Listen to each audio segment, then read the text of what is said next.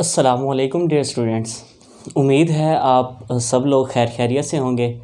Students, आज जो हमारा टॉपिक है वो है assessment of uncertainty in the final result. अब assessment of uncertainty in the final result क्या चीज़ है बेटे? हमारे पास वैसे तो हम अगर किसी एक इंस्ट्रूमेंट से वैल्यू ले रहे हैं तो चलो वहाँ तक मतलब उसके नतीजे तक पहुँचना आसान होता है। लेकिन अगर हम दो या दो से ज़्यादा इंस्ट्रूमेंट से ली गई मेजरमेंट्स को ऐड करते हैं या सब्सट्रैक्ट करते हैं तो उसके लिए क्या नताइज निकलते हैं। ज़ाहिर बात है, अगर दो या दो से ज़्यादा वैल्यूज़ होंगी तो उनको ऐड करेंगे और वो ली भी किसी और इंस्ट्रूमेंट से मतलब मुख्तलिफ़ इंस्ट्रूमेंट से ली गई हैं तो उनके नताइज तक उनकी अनसर्टेनिटी हम कैसे देख सकते हैं, वहाँ तक कैसे पहुँच सकते हैं, वो आज के इस लेक्चर में हम देखेंगे। अब assessment of uncertainty in the final result हम इस टॉपिक के अंदर 5 केसेस पढ़ेंगे और वो जो हमारे पास केसेस हैं वो कौन कौन से होंगे। सबसे पहला जो हमारे पास केस होगा वो है in case of addition and subtraction. अगर एडिशन या सब्ट्रैक्शन का केस हो तो उस मामले में हमारे पास कैसे अनसर्टेनिटी तक एक्सेस कर सकते हैं हम लोग। दूसरा जो हमारे पास केस होगा वो है मल्टीप्लिकेशन या डिवीजन के लिए, यानी मल्टीप्लिकेशन या डिवीजन में हमारे पास कैसे मल्टीप्लिकेशन या डिवीजन कैसे आ जाती है। सपोज़ हमारे पास दो क्वांटिटीज़ हैं, यानी हमारे पास एक करंट है जिसे हम आई से रिप्रेजेंट करते हैं और दूसरी वैल्यू हमारे पास क्या है, वी है या आर है। इसको हम यहाँ पे चलो मैं यहाँ पे आर कह देता हूँ। अब वो कहता है इन दोनों को आपने मल्टीप्लाई करना है। मल्टीप्लाई करेंगे तो v इज इक्वल टू हमारे पास क्या आ जाता है, आई आर। इनको मल्टीप्लाई करते हैं तो हमारे पास वोल्टेज आती है। अब यहाँ पे देखें, जो करंट है हमारे पास ये किसी और इंस्ट्रूमेंट यानी एमीटर से लिया जाता है। जो आपके पास रेजिस्टेंस है ये बेटे आपके पास ओम मीटर से ली जाती है। अब ये दोनों वैल्यूज़ हम क्या कर रहे हैं, अलग अलग इंस्ट्रूमेंट से ले रहे हैं, लेकिन फिर नीचे हम इनको कंबाइन कर रहे हैं। ज़ाहिर बात है, जब कंबाइन करेंगे तो अनसर्टेनिटी इसकी अलग होगी, इसकी अलग होगी, इसमें लीस्ट काउंट अलग होगा, इसमें लीस्ट काउंट अलग होगा, जिसकी वजह से अनसर्टेनिटी भी डिफरेंट होगी। तो उस मसले को हल करने के लिए भी हम यहाँ पे देखेंगे कि ये आपके पास कैसे थे। उसके बाद आपके पास आ जाता है पावर फैक्टर आ जाता है। पावर फैक्टर में हम देखेंगे कि एरिया ऑफ स्फीयर में जब एरिया ऑफ स्फीयर निकालते हैं तो वहाँ पे पावर यूज़ की जाती है। तो पावर जब आती है तो वहाँ पे अनसर्टेनिटी के साथ क्या अमल किया जाता है उसको भी देखेंगे। उसके बाद अगर हमारे पास काफ़ी सारी वैल्यूज़ आ गई हैं तो उनका एवरेज हमने फाइंड आउट करना है। ज़ाहिर बात है, जब हम काफ़ी सारी वैल्यूज़ होंगे उनमें अनसर्टेनिटी भी काफ़ी सारी होंगी। तो उस केस में हमारे पास क्या होगा, जब हम टाइम मेजर करते हैं, टाइम एक्सपेरिमेंट करते हैं तो उसमें जो अनसर्टेनिटी आएगी उसके लिए हमारे पास क्या रद्द-ए-अमल होगा, क्या उसके लिए हम नताइज निकालेंगे। सो बेटे, सबसे पहले जो हमने पढ़ना है वो है आपके पास in case of addition and subtraction. बेटे यहाँ पे मैंने एक प्लेन ड्रॉ किया है जिसे हम क्या कहते हैं, 2 डायमेंशनल प्लेन या जिसको हम सरफेस भी कहते होते हैं। सो आपके पास ये है एक्स एक्सेस जिसे कह देते हैं और ये आपके पास क्या चीज़ है, वाई एक्सेस होगा। अब मैं कहता हूँ सपोज इसमें 2 पॉइंट्स हैं। एक पॉइंट है ये जिसको मैं कह देता हूँ x1। दूसरा पॉइंट मैं क्या करता हूँ, यहाँ पे सपोज कोई भी कहीं भी ले सकते हैं। दूसरा पॉइंट मैंने ये ले लिया है जिसको मैंने कह दिया है x2। अब बेटे हम क्या करते हैं, इसको ओरिजिन से देखते हैं। ओरिजिन से जब हम देखेंगे तो बेटे एक वेक्टर ड्रॉ कर देता हूँ जो पॉइंट O से, मैं चलो इसे A कह देता हूँ, इसको B कह देता हूँ। पॉइंट O से A तक एक लाइन ड्रॉ कर दी मैंने ये x1 के लिए, और एक और लाइन मैंने ड्रॉ कर दी O से बेटे कहाँ तक, पॉइंट B तक एक और लाइन मैंने ड्रॉ कर दी है। अब आपके पास दो हम क्या कहते हैं कि लाइंस आ गई हैं। एक लाइन जिसको मैंने x1 कह दिया, दूसरी लाइन x2, चलो यूं भी कह सकते हैं। अब वो कहता है कि पॉइंट ए और बी के दरमियान, पॉइंट ए और बी के दरमियान जो आपके पास फ़र्क आएगा उस फ़र्क को कैसे देखते हैं। सॉरी, मैंने पहले वहाँ पे x1 और x2 लिख दिया था, आपने वेक्टर्स को x1 और x2 दे देना ना।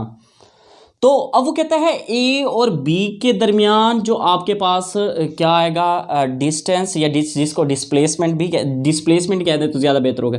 वो कहता है ये जो डिस्प्लेसमेंट है वो आपने कैसे फाइंड आउट करना है। तो बेटे दो पॉइंट्स के डिफरेंस हम कैसे निकालते होते हैं, वो हमारे पास फार्मूला है x is equal to x2 minus x1। ज़्यादा डिस्टेंस में से कम डिस्टेंस को माइनस कर देते हैं। यही चीज़ें बेटे हम क्या करते हैं, कैलकुलेशन में लेके आते हैं। अब वो कहता है कि ये जो x1 वेक्टर है इसको मेजर किया गया है मीटर रॉड से, और उस मीटर रॉड के अंदर जो लीस्ट काउंट, बेटा ये जो प्लस माइनस के साथ 0.1 लिखा हुआ है, ये क्या चीज़ है, दरअसल ये हमारे पास क्या चीज़ है, लीस्ट काउंट है उस मीटर रॉड का जिसके ज़रिए से हमने x1 फाइंड आउट किया। तो अब ये प्लस माइनस का क्या मतलब है, प्लस माइनस का ये मतलब है हमारे पास इस वेक्टर या इस लाइन की जो हमारे पास लेंथ आई है वो x1 है और वो है 10.5 और मीटर रॉड का जो लीस्ट काउंट है वो है 0.1 सेंटीमीटर। अब प्लस माइनस का मतलब क्या है, ये 10.6 भी हो सकती है और 10.4 भी हो सकती है, यानी 0.1 ज़्यादा भी हो सकती है और 0.1 कम भी हो सकती है। तो हम क्या कहते हैं कि ये आपके पास लीस्ट काउंट होता है। इसी तरह दूसरी जो हमारे पास वेक्टर उन्होंने ड्रॉ किया है x2, अब उसकी जो हमारे पास लेंथ आई है वो भी मीटर रॉड से हमने फाइंड आउट की है, और वो बेटे आपके पास कितनी आई है, 26.8 प्लस माइनस 0.1 सेंटीमीटर। अब बेटे याद रखिएगा ये वैल्यूज़ आप खुद भी ले सकते हैं, कोई भी वैल्यू ले सकते हैं, लेकिन याद रखिएगा बच्चे बाज़ दफ़ा गलती कर जाते हैं। वो गलती क्या करते हैं, सपोज़ इन्होंने यहाँ पे 10.5 लिखा है तो लीस्ट काउंट लिखते हुए वहाँ पे या 0.01 लिख देते हैं, या इस वैल्यू को इस तरह से लिख देते हैं 10.05 और फिर लीस्ट काउंट लिख देते हैं 0.1। बेटे ये वाली वैल्यू आपके पास बिल्कुल गलत होगी। क्यों, याद रखिएगा पॉइंट के बाद जितने डिजिट होंगे यहाँ भी पॉइंट के बाद उतने डिजिट होना चाहिए। अब यहाँ पे वैल्यू ज़रा देखिएगा 10.5 है, पॉइंट के बाद 1 डिजिट है, तो यहाँ भी पॉइंट के बाद 1 डिजिट है। इस चीज़ का ख्याल रखना है आपने लिखते हुए, चाहे वैल्यूज़ आप जो मर्जी लिख लें उसका कोई इशू नहीं है, लेकिन आपने लीस्ट काउंट का ओरिजिनल वैल्यू के साथ देख के उसे कंपेयर कर लेना है कि कहीं मैं लीस्ट काउंट के अंदर डिजिट ज़्यादा या कम तो नहीं कर रहा। उसके बाद यहाँ भी देखें पॉइंट के बाद 1 डिजिट, तो यहाँ भी पॉइंट के बाद 1 डिजिट। अब हमने डिफरेंस फाइंड आउट करना है x2 माइनस x1। अब देखें इसके अंदर भी अनसर्टेनिटी है, इसके अंदर भी अनसर्टेनिटी है।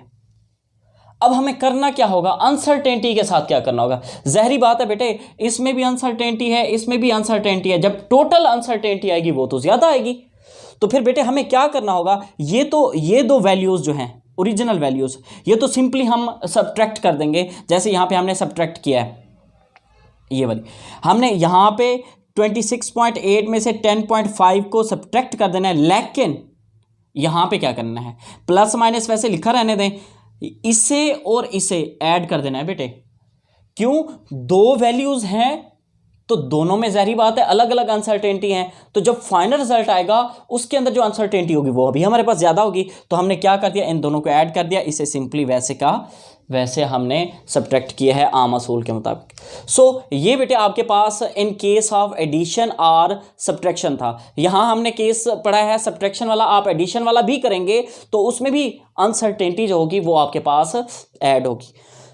ये आपके पास एडिशन और सब्ट्रैक्शन।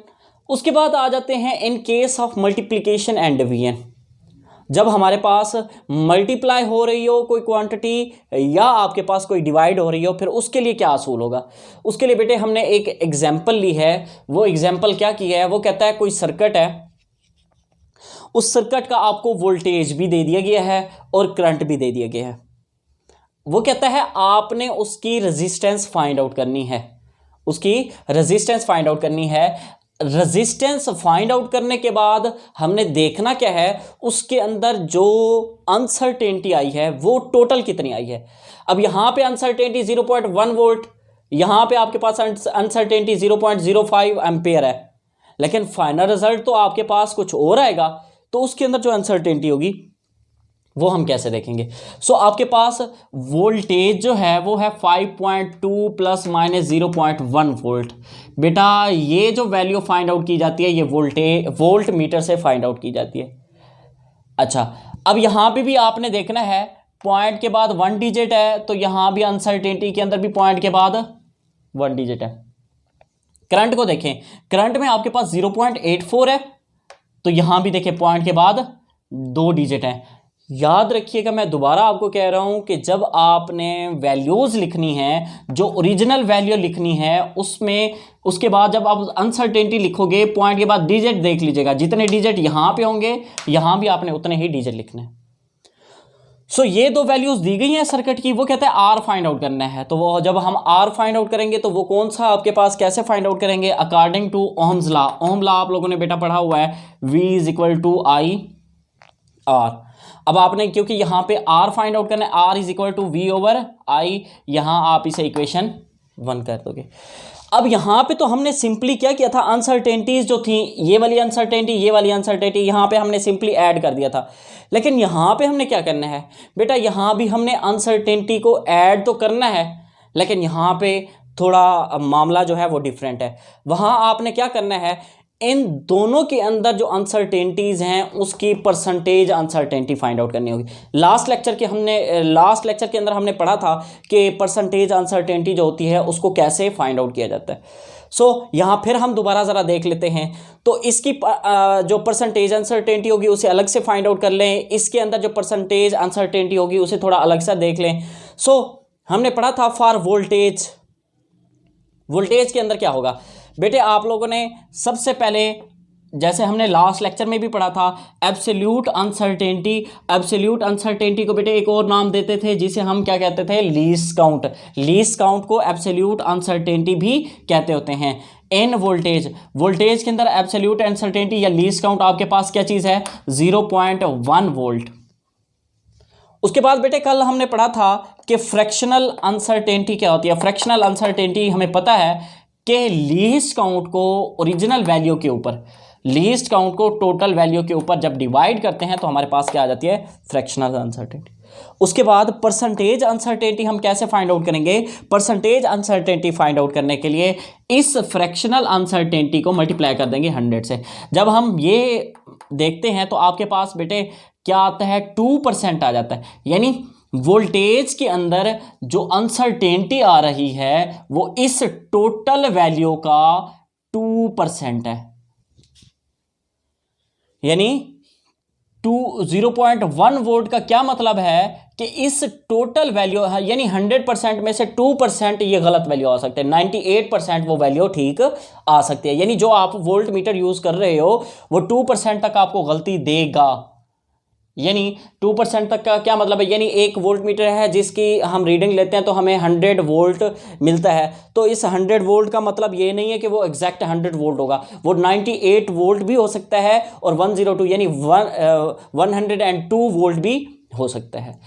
उसके बाद ये तो हमने वोल्टेज के लिए देख लिया, फॉर वोल्टेज। उसके बाद आ जाते हैं फॉर करंट के लिए देखेंगे तो बिल्कुल ऐसे प्रोसेस करेंगे। सबसे पहले एब्सोल्यूट अनसर्टेनिटी लिखेंगे, एब्सोल्यूट अनसर्टेनिटी एंड करंट में एब्सोल्यूट अनसर्टेनिटी यानी लीस्ट काउंट कितना है, 0.05 एम्पेयर। उसके बाद फ्रैक्शनल अनसर्टेनिटी हमने देखा, फ्रैक्शनल अनसर्टेनिटी जो होती है वो लीस्ट काउंट को डिवाइड कर देते हैं ओरिजिनल वैल्यू के ऊपर, टोटल वैल्यू के ऊपर। उसके बाद जो आपके पास परसेंटेज अनसर्टेनिटी होगी इस फ्रैक्शनल अनसर्टेनिटी को मल्टीप्लाई कर देंगे 100 से, तो आपके पास क्या आ जाती है, 6% आपके पास क्या आ जाएगी, अनसर्टेनिटी। यानी इसके अंदर जो गलती की गुंजाइश है वो है 6%। यानी सपोज हमारे पास कोई क्या कह देते हैं जी, एम मीटर है, उसके अंदर जो गलती आ सकती है वो कितनी आ सकती है, 6% तक गलती आ सकती है। यानी वो 6% ज़्यादा भी आपको करंट दे सकता है, 6% कम करंट भी आपको दे सकता है। सो ये तो हमारे पास आ गई। अब देखिए हमारे पास आर जो है, आर के अंदर दो क्वांटिटीज आ रही हैं, वी और आई। जहरी बात है, वी और आई आ रही है तो इसके अंदर जो अनसर्टेनिटी होगी वो भी दो होंगी। अब जब इसका फाइनल रिजल्ट आएगा उसमें अनसर्टेनिटी कितनी होगी, वो बेटे हम टोटल अनसर्टेनिटी या टोटल जो गलती आ सकती है वो हम क्या करेंगे, परसेंटेज अनसर्टेनिटी। कौन सी परसेंटेज अनसर्टेनिटी, जो हमारे पास वोल्टेज और करंट में आई उनको हम ऐड कर देंगे। यानी आपके पास 6% किस में आई थी, करंट के अंदर आई थी, और 2% वोल्टेज के अंदर आई थी। टोटल रेजिस्टेंस के अंदर जो अनसर्टेनिटी आएगी वो 8% आ जाएगी। यानी जो हमारा ओरिजिनल रिजल्ट आएगा उसमें जो गलती आएगी 8% आएगी।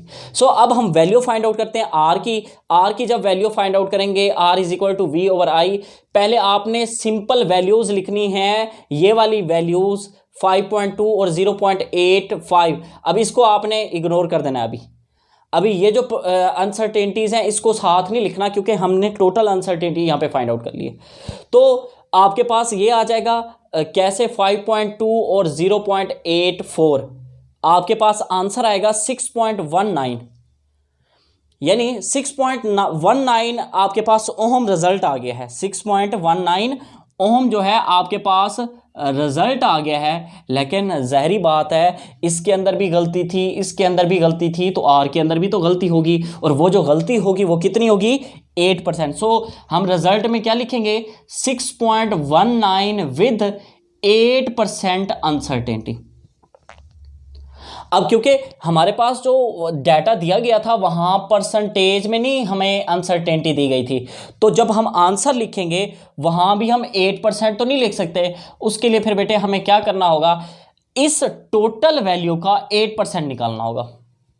इस टोटल वैल्यू का 8% निकालना होगा। इस टोटल वैल्यू का 8% निकालने के लिए हमें क्या करना होगा, 8% ऑफ 6.19 वो कितना आएगा, 8 डिवाइडेड बाय 100 मल्टीप्लाई बाय 6.19, तो आपके पास आंसर जो आएगा वो आएगा 0.5 ओम।